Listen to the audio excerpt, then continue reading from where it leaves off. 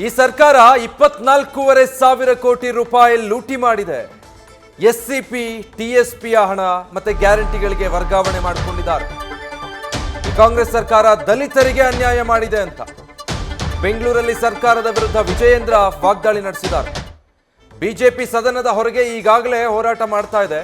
ಮುಂದೆ ಸದನದಲ್ಲಿ ಕೂಡ ನಮ್ಮ ಹೋರಾಟ ಮುಂದುವರಿಯುತ್ತೆ ಅಂತ ಹೇಳಿದ್ದಾರೆ. ಬೀದರ್ನಿಂದ ಬೆಂಗಳೂರು ಚಲೋ ಆಯೋಜನೆ ಮಾಡ್ತೀವಿ ಅಂತ ಬೆಂಗಳೂರಲ್ಲಿ ಸರ್ಕಾರದ ವಿರುದ್ಧ ವಿಜಯೇಂದ್ರ ವಾಗ್ದಾಳಿ ನಡೆಸಿದ್ದಾರೆ.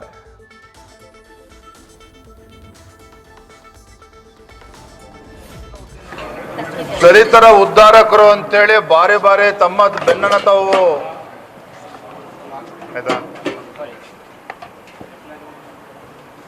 ಸಿದ್ದರಾಮಯ್ಯನವರು ಅಹಿಂದ ನಾಯಕರು ಅಂತೇಳಿ ತಮ್ಮ ಬೆನ್ನನ್ನು ತಾವು ತಡ್ಕೊಳ್ತಾರೆ. ದಲಿತರ ಉದ್ಧಾರಕರು ಅಂಥೇಳಿ ತಾವೇನೇ ದಲಿತರನ್ನ ಉದ್ಧಾರ ಮಾಡಿರ್ತಕ್ಕಂಥದ್ದು ಅಂಥೇಳಿ ತಮ್ಮ ಬಗ್ಗೆ ತಾವು ಕೊಚ್ಕೊಳ್ತಾರೆ.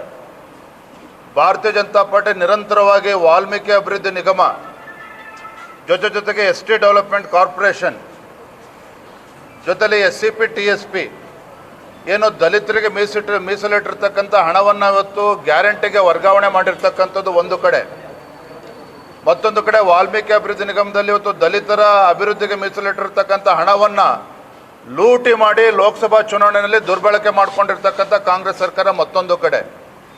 ಸೊ ಎರಡೂ ವಿಚಾರಗಳು ಗಂಭೀರವಾಗಿರ್ತಕ್ಕಂಥ ವಿಚಾರ. ನಾನು ರಾಜ್ಯದ ಮುಖ್ಯಮಂತ್ರಿ ಕೇಳೋದಕ್ಕೆ ಇಚ್ಛೆಪಡ್ತಾನೆ, ದಲಿತರಿಗೆ ಮೀಸಲಿಟ್ಟಿರ್ತಕ್ಕಂಥ ಹಣ ಇವತ್ತು SCP TSP ಹಣ ನೀವು ಮುಖ್ಯಮಂತ್ರಿ ಆಗ್ತಿದ್ದಂಗೆ ಸರ್ಕಾರ ಬರ್ತಿದ್ದಂಗೆ 12,000 ಕೋಟಿ ಹಣವನ್ನು ಗ್ಯಾರಂಟಿಗಳಿಗೆ ವರ್ಗಾವಣೆ ಮಾಡಿಕೊಂಡ್ರಿ. ತದನಂತರದ 6 ತಿಂಗಳಾದಮೇಲೆ ಮತ್ತು 12,500 ಕೋಟಿ, ಒಟ್ಟಾರೆಯಾಗಿ 24,500 ಕೋಟಿ ದಲಿತರಿಗೆ ಮೀಸಲಿಟ್ಟಿರ್ತಕ್ಕಂಥ SCP TSP ಹಣವನ್ನು ಗ್ಯಾರಂಟಿಗಳಿಗೆ ಬಳಕೆ ಮಾಡಿಕೊಂಡಿದ್ದೀರಿ.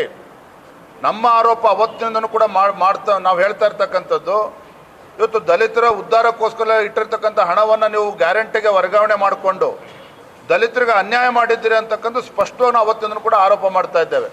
ಹಾಗಾಗಿ ದೆಹಲಿಯಿಂದನೂ ಕೂಡ ಪತ್ರ ಬರೆದಿರ್ತಕ್ಕಂಥದ್ದು, ಅದಕ್ಕೆ ಉತ್ತರ ಕೊಡಬೇಕಾಗಿರ್ತಕ್ಕಂಥದ್ದು ರಾಜ್ಯ ಸರ್ಕಾರದ ಕರ್ತವ್ಯ.